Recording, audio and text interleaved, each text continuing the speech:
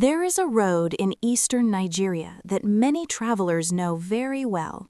If you ask people who drive at night, they will tell you about a place called Silver Crown Guest House. From the outside, it looked like a normal hotel, but people who truly understood the story would never sleep there. Because for many years, something terrible was happening inside that building, something so dark that even the workers in the hotel were afraid to talk about it. And if one man had not escaped alive, nobody would have believed the truth. The hotel was located on the quiet edge of Enugu, close to a small highway where buses and cars passed all night. The city never really slept. Music from clubs filled the air. Cars moved constantly, people laughed loudly on the streets, and many travelers needed somewhere cheap to sleep. That was how most people found Silver Crown Guest House. The hotel looked beautiful. Tall, cream-colored walls, a shining signboard, bright lights in the compound. Everything looked welcoming, but the biggest surprise was always the price. Rooms there were unbelievably cheap.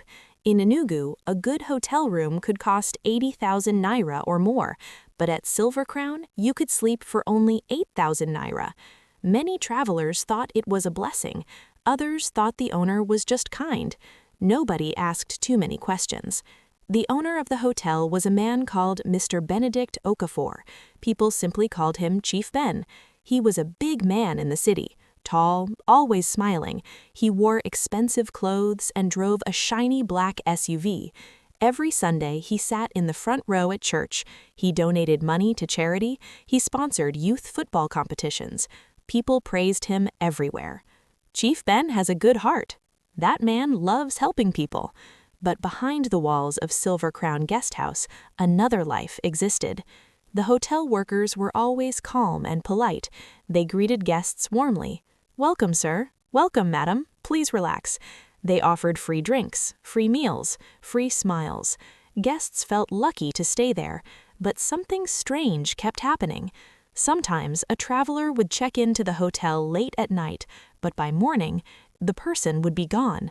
Their phone would be switched off, their room would be cleaned, and the hotel staff would behave like nothing happened. People noticed sometimes, but most people ignored it. Life in the city moved too fast. One night, a trader named Chinedu arrived in Enugu. He had traveled from Onitsha after a long day of buying spare parts. He was tired. His eyes burned from lack of sleep. All he wanted was a place to rest. A taxi driver dropped him near the road. "You need hotel?" "Yes," Chinedu replied. "Go Silver Crown Guest House, cheap and clean." Chinedu didn't think twice. When he arrived, the place looked peaceful. Soft yellow lights glowed in the compound. A calm silence filled the air.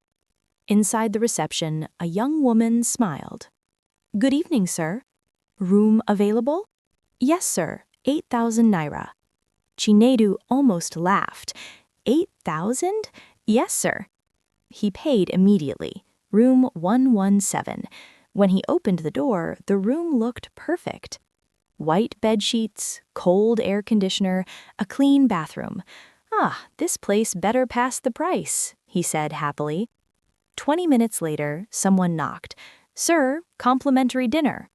Two hotel workers entered carrying a tray. Rice, soup, fried meat, and a cold bottle of drink.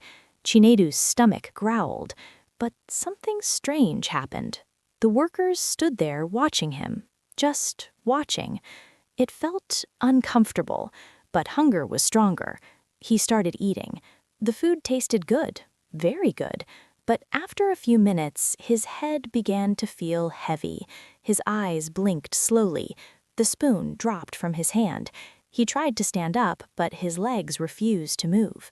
Darkness slowly covered his eyes. By midnight, Chinedu lay flat on the bed. His chest moved slowly, but his body could not move. Around 2:15 a.m., the elevator opened quietly. Chief Ben stepped out, but he no longer looked friendly. His smile was gone. His face was cold. "Open the room." The door was unlocked. Chief Ben walked inside. He looked down at Chinedu like a doctor examining a patient. You people love cheap things. If the price is too sweet, you should be afraid. One of the workers opened a small medical box. Inside were sharp tools and syringes. Chief Ben wore gloves calmly. He injected Chinedu's neck. The body jerked once, then became completely still. They wrapped the body in cloth, then pushed it onto a metal trolley. Behind the hotel laundry room was a hidden door. Guests never noticed it. Behind that door was a narrow passage. The workers pushed the trolley down the passage, down a set of stairs, until they reached a cold underground room. The room looked like a hospital mortuary. Metal tables stood everywhere. Some bodies were complete, some were missing parts. Bright lights filled the room. Chief Ben walked around like a professional. "Prepare this one for tomorrow." The workers nodded silently. By morning, room 117 was perfectly clean again. Fresh sheets, fresh air, no evidence. And at 7 a.m., Chief Ben returned to the reception, smiling again, greeting guests like a kind hotel owner. But everything changed the day Samuel arrived. Samuel was a quiet university student traveling home during holidays. He reached Enugu late in the evening. His phone battery was almost dead. He needed somewhere cheap to sleep. A bus conductor pointed him towards Silver Crown Guest House. Samuel arrived around 8 p.m. The place looked normal, but something about the air felt strange. Still, he checked in. Room 122. Later that night, a worker knocked. "Sir, free drink?"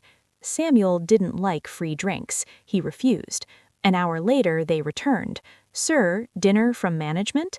Samuel accepted the tray, but he didn't trust it. Instead of eating the food, he poured it inside the toilet. Then he rubbed some rice on the plate to make it look eaten. After that, he lay on the bed pretending to sleep. Around 2:50 a.m., the door slowly opened. Samuel kept his body still. He heard footsteps. Chief Ben's voice. "Another one ready." A worker prepared a syringe. Chief Ben looked carefully at Samuel, then he nodded. "He's already gone. Move him." Samuel was carried like a dead body, down the hidden passage, down the stairs, into the underground room, the mortuary. When they left, Samuel slowly opened his eyes. The sight nearly made him scream. Bodies everywhere, cold air, metal tools, but he stayed calm. Quietly, he took out his phone. He recorded everything. Then he searched the room until he found a metal rod. For hours he worked on the door lock. His hands became bloody, but he didn't stop. Finally, the lock broke. Samuel ran, through the passage, through the back compound. The workers shouted when they saw him, "Catch him!" Samuel climbed the fence and jumped onto the street. He ran straight to the nearest police station.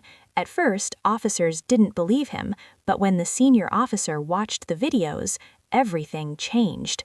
Police stormed Silver Crown Guest House before sunrise. They found the secret passage, the hidden mortuary, and the bodies. Chief Ben was arrested immediately. The city was shocked.